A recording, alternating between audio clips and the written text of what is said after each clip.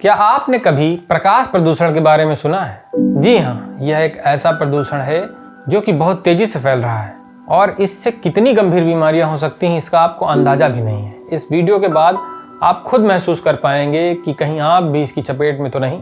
रात को जलाए जाने वाले आर्टिफिशियल प्रकाश यानी हमारे बल्ब LED की मात्रा जब अत्यधिक हो जाती है तो हमारे शरीर में रिलीज होने वाला मेलाटोनिन हार्मोन डिस्टर्ब हो जाता है।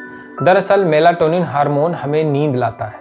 पृथ्वी पर रहने वाले मनुष्यों के DNA में एक विशेष सर्कैडियन रिदम होती है, जिसे शरीर की घड़ी भी कह सकते हैं, जो यह तय करती है कि दिन में हमें प्रकाश की आवश्यकता है और रात में हमें अंधेरे की आवश्यकता है। जब ये प्राकृतिक सर्कैडियन रिदम बाधित हो जाती है तो ये स्वास्थ्य पर प्रतिकूल प्रभाव डाल सकती है और कैंसर, हृदय रोग, अवसाद और अनिद्रा का कारण बन सकती है। दरअसल सिर्फ इंसान ही नहीं, जानवर भी इसकी चपेट में है। रात को स्मार्टफोन और गैजेट का इस्तेमाल करने से उनसे निकलने वाली रोशनी आपके शरीर में मेलाटोनिन हार्मोन का उत्पादन बाधित करती है, जो आपके सोने और जागने की प्रक्रिया के लिए जिम्मेदार होता है। मनोवैज्ञानिकों की एक रिपोर्ट के अनुसार प्रिंटेड चीज़ों की जगह स्मार्टफोन या गैजेट का इस्तेमाल करने वाले लोगों को सामान्यतः आधा घंटा देरी से नींद आती है।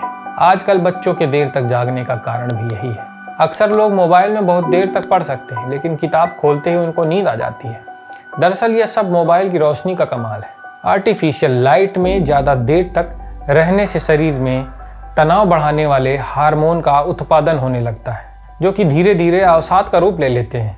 एक रिपोर्ट के अनुसार आर्टिफिशियल लाइट में मौजूद नीली तरंग आँखों की विशेष कोशिका को सक्रिय करती है, जिसे दिमाग के केंद्र, जो कि व्यवहार, याददाश्त और सीखने की क्षमता के लिए जिम्मेदार होता है, को प्रभावित करती है। International agency for research on cancer के अनुसार जिन महिलाओं के आसपास रात में ज़्यादा रोशनी रहती है उनमें स्तन कैंसर का खतरा ज़्यादा होता है। साथ ही नेशनल हेल्थ सर्विस समेत कई अध्ययनों के अनुसार 15 साल तक नाइट शिफ्ट करने वाली नर्सों में कोलोरेक्टल कैंसर की ज़्यादा संभावना देखी गई है। हम इस चैनल पर आपसे कुछ भी कहने से पहले कई रिसर्च और कई इंस्टीट्यूशनल पेपर को मिला जुला कर एक निष्कर्ष तैयार करते हैं, इसलिए इस चैनल पर कहीं कोई भी बात पूरी तरीके से विश्वसनीय स्रोतों से ली जाती है।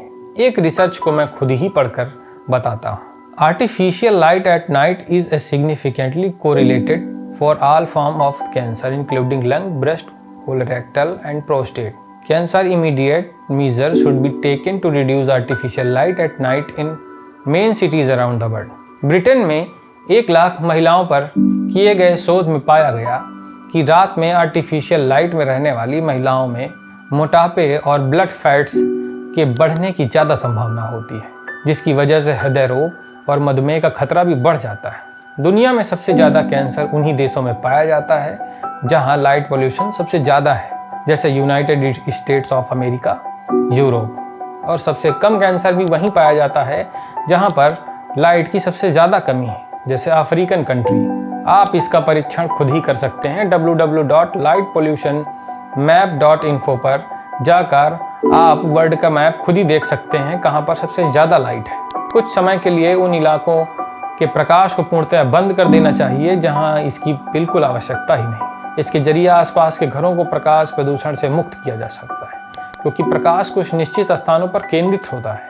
हम चाहते हैं कि यह जानकारी आप ज़्यादा से ज़्यादा फैलाएं, लोगों को शेयर करें।